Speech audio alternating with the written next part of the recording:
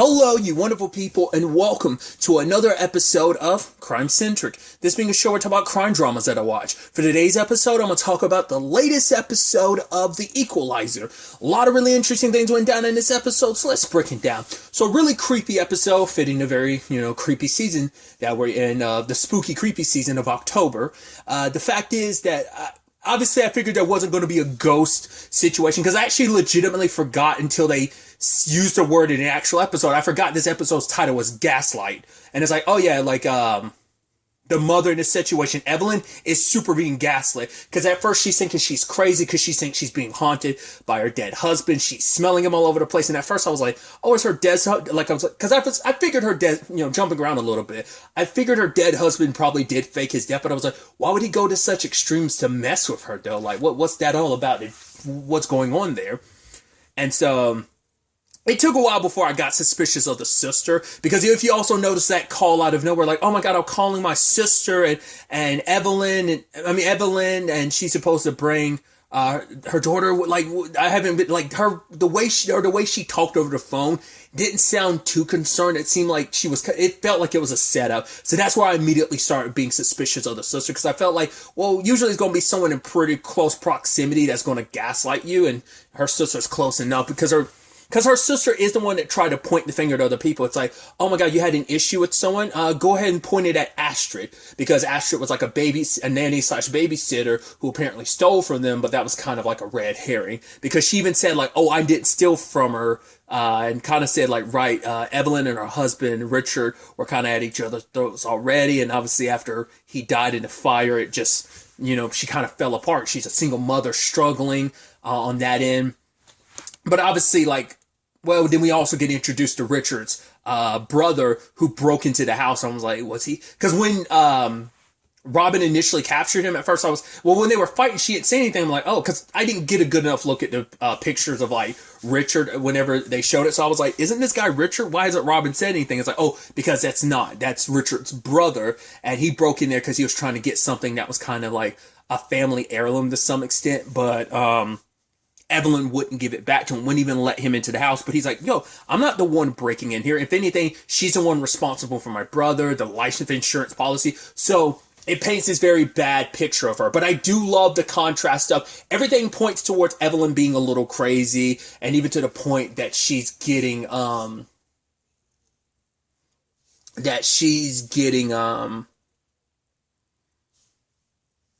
checked in on by the fact this is all started because social services dropping by to check on her and being like, oh, we felt like your daughter might be in danger. So they're asking about her Evelyn's well-being. But it's an interesting conjunction because Robin's the only one that believes her, because Robin knows what it's like to be gaslit. She told that story to Harry and Mel about, she went to go pick up Delilah, but this teacher who already didn't like Robin was like, yo, you already picked up your kid. She's like, no, I didn't. She's like, oh, ma'am, you must be forgetting. The fact is, like, why would you do that? Would you gaslight her like that? It's like doing that just because you legitimate, like, what was that teacher's rationale? The sad thing is that feels like such a real thing to happen, that you're like, oh, I could definitely see like one of my sisters, definitely my oldest sister, I could literally see her in that situation. I mean, either one of my sisters, because both of them have children. So I'm like, I could definitely see either one of them kind of being in that exact situation. Because I could definitely see my sisters definitely playing a Rob. I think like in that moment, just that conversation, I could definitely see either one of my sisters getting frustrated because like they'd probably frankly be like, bitch, I know you're trying to like gaslight me. I mean, that's just how my sisters are. So, like, I could definitely see either one of them kind of, I mean, they obviously, like, Robin probably composed herself. My sisters would pop off. Like, I mean, that's just who they are, I'm not going to pretend like I don't know my sisters. I know their personalities. If they got gaslit, they would definitely pop off and kind of what start a scene.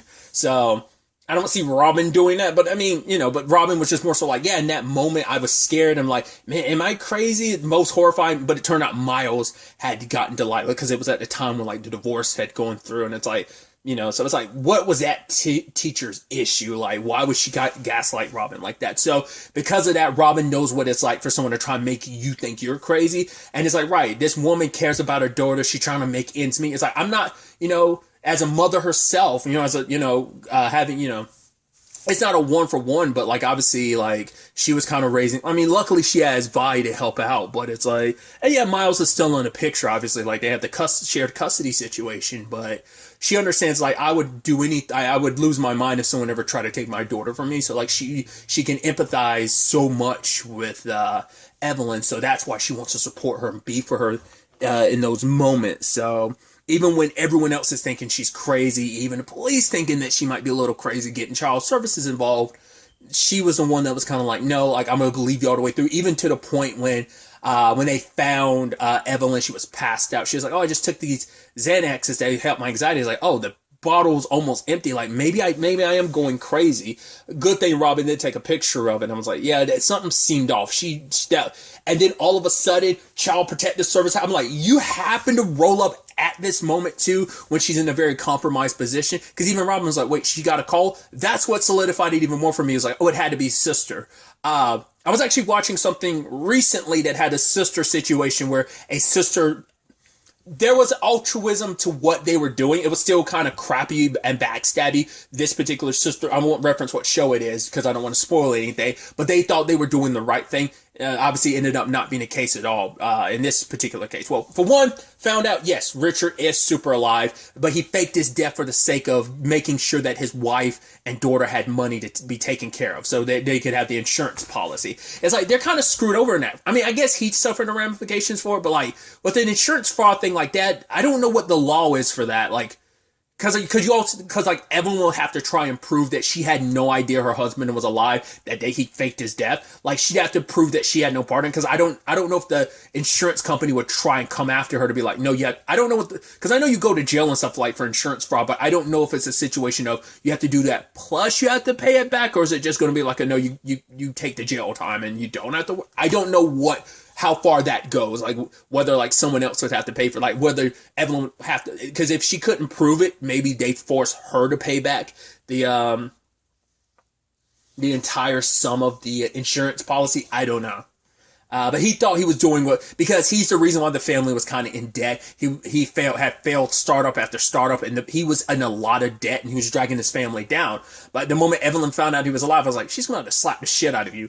And she did. Rightfully so. It's like, did you think I would rather you be dead than be broke? Like, the fact is, you really think I'll be okay with our daughter growing up with her father not alive? It's like, yeah, he's going to be in jail for all of this, but at the very least, he's alive, and their daughter can see her dad anytime. So there is a silver lining to that. It's just kind of a shitty situation, but then it's like, right, obviously he had nothing to do with it, so who could it be? Like I said, it all pointed to her sister Alex, because Richard's brother pointed out, like, oh, like there's mental illness in that family.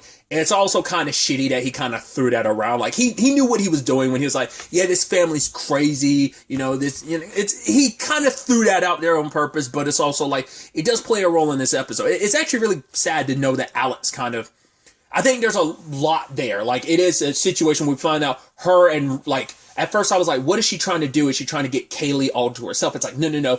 I'm going to be her mother or something, like what's going on there? But it's like, no, her and Richard used to date before Richard and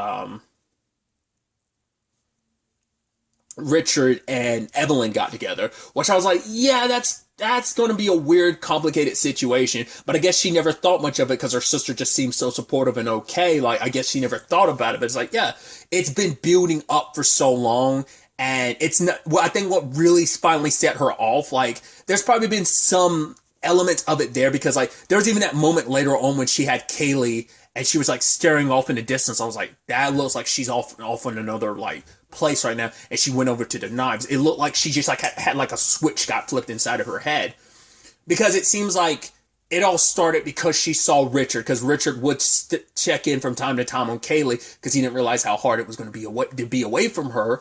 But he ended up like driving by and Alex saw him at one point in time, and immediately she's like, "Oh my God, he faked his death to get out of the marriage." She's like, I could always tell he was unhappy, and the fact is, he went this far. This is how I make it happen. If I could get Kaylee and Evelyn separated, I could take Kaylee because legally the custody would flow to me. Then me and Richard can get together, and we could be a happy family. It's like this complicated like delusion in her head of her grasping onto the past, like the mental illness like manifested in kind of like these delusions that she like held onto the past so tightly so she's never let it go. But I think seeing Richard again and concocting the story in her head, like, oh, this is what happened. So, and it is even sadder that like to make Evelyn seem crazy and, and let's not use the word crazy, but to make it seem like, well, make the world look at Evelyn as quote unquote crazy, and it's actually her sister who's kind of having these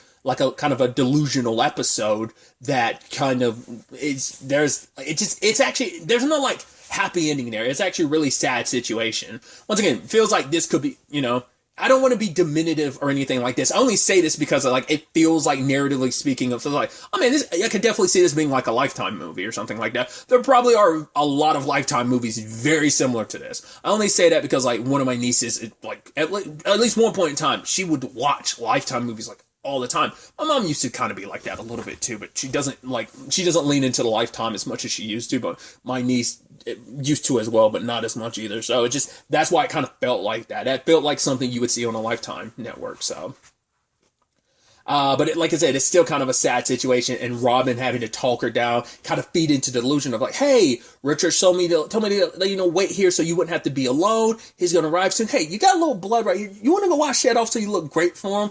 And, yeah, she got arrested. It's like, hopefully she's getting the help she needs, and she'll realize like, oh my God, like I did some terrible stuff. I mean, she did stab her sister, attempted to kidnap her sister. I don't know if like, it is harassment, but I would assume that would be it. Cause I was about to say the gaslighting, what would that be, fall under? I guess like the gaslighting would fall under harassment. Cause it's like, she didn't do anything to her sister until like the stabbing her thing. So it's like attempted murder, but then like the other, like you probably stack on some harassment charges because of all the gaslighting that she did to like make her sister think she was like losing her mind. So, but it was this beautiful ending. Like I said, that Robin was like, no, you were strong enough to ask for help. And she was like, you were the only person that believed me. Only person, because no one else had her back, So I just thought that was, it also helped that she has one of those nosy neighbors, which I even love. Robin's like, yeah, everyone could have needs to have a Miss Peters in their neighborhood, because she takes down the license plates of every vehicle in the neighborhood, I guess that's only more reason. I guess that was kind of maybe, because we never really got a full answer for the whole like stolen jewelry thing. Like it wasn't Astrid. It had to be Alex kind of adding more fuel to the fire, because I think that really came up after Richard had quote unquote died. I think she was already kind of setting the stage at that point in time, just trying to isolate Evelyn even more, make her seem crazy to Astrid, and like without her around, the whole nanny thing and that being an issue, like, or her witnessing the issues between a husband and wife. I won't go into it. If you know. There's like a real, like, recent, like, entertainment news situation, a very public divorce situation. Apparently, it's kind of, there are more details coming out. Allegedly, we don't know any, because no one will ever know the truth about everything except for these particular couple, or former couple. But it's like, timing was interesting. Once again, this episode was written and filmed so long ago, but it's still just a thing of like, there's just the timing just so interesting. Like, I just recently found out about something news-wise, and it kind of correlates to how that nanny felt about Richard and Evelyn's relationship, and there's an interesting parallel. I'll leave it at that. I don't want to get specific because I'm not trying to drag anyone's business. Yes, it's out there, but I don't want to add fuel to the fire, so.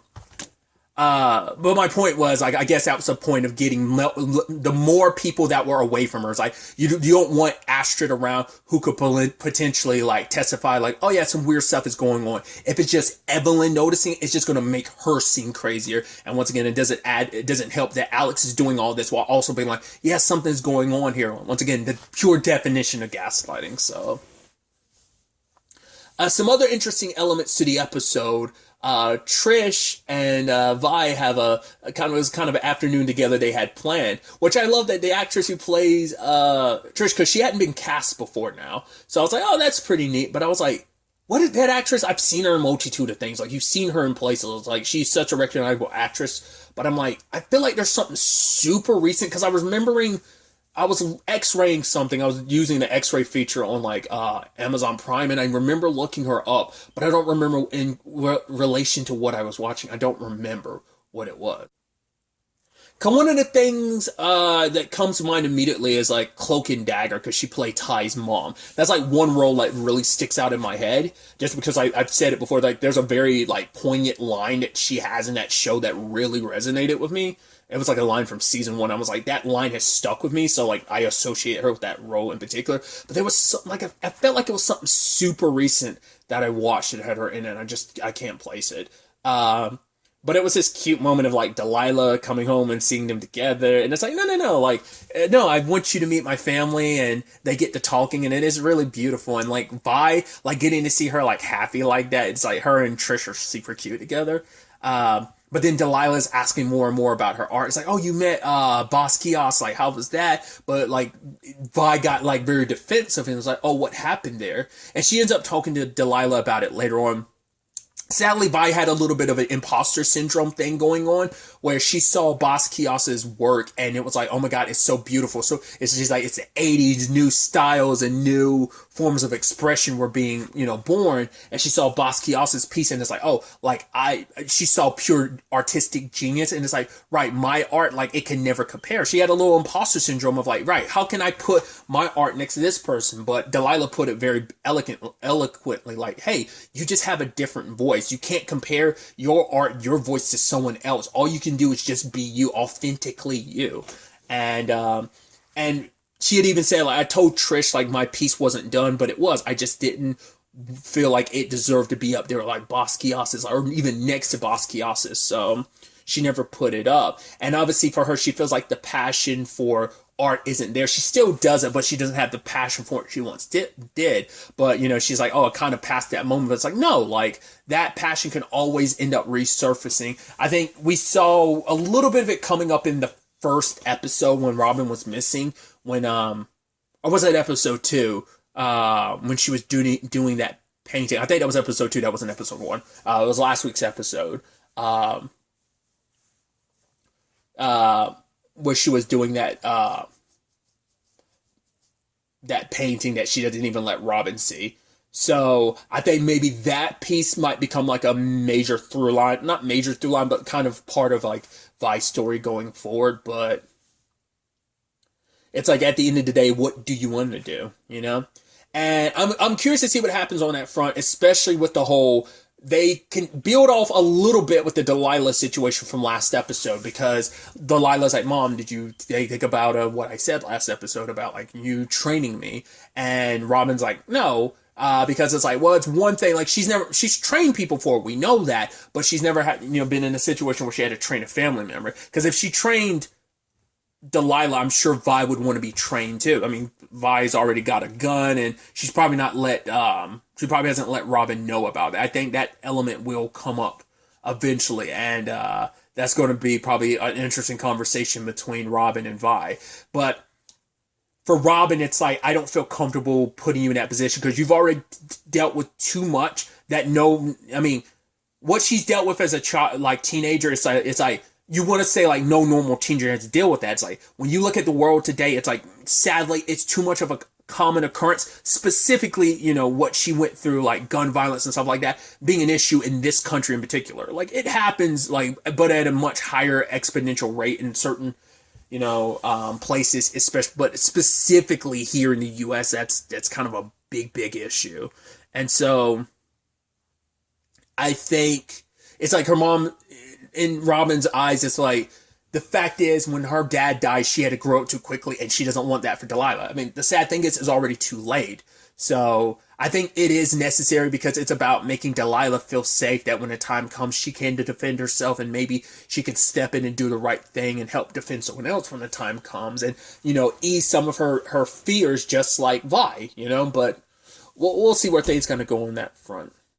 But also we had that other cute thing with Harry and Mel, where Mel wants to go see the Pixies, but Harry's kind of like, oh man, I forgot the tickets. But then at the last second, it's like, oh, I got the tickets. Oh yeah, maybe you should give those to Robin. And Mel's like, wait, you don't want to go? He's like, what? No, that's not. Yeah, that's the case. Because for him, it's like they used to go out all the time. It's like, oh, we used to kind of do some world traveling before I basically had to fake my death, and stay dead for those 5 years. And it's like, it's a hard adjustment. Like, yeah, we were kind of going out doing whatever type of situation. But when you've lived those 5 years of like, no one can know I'm alive, you got to live underground. And yeah, he slowly introduced himself back to the world, but going to a concert filled with 3,000 people, there's always going to be that part of him like, oh, I shouldn't be around this many people. Being around that many people isn't something he's used to anymore, because he's used to kind of just being around himself and just Mel and even Robin. So it makes it easier to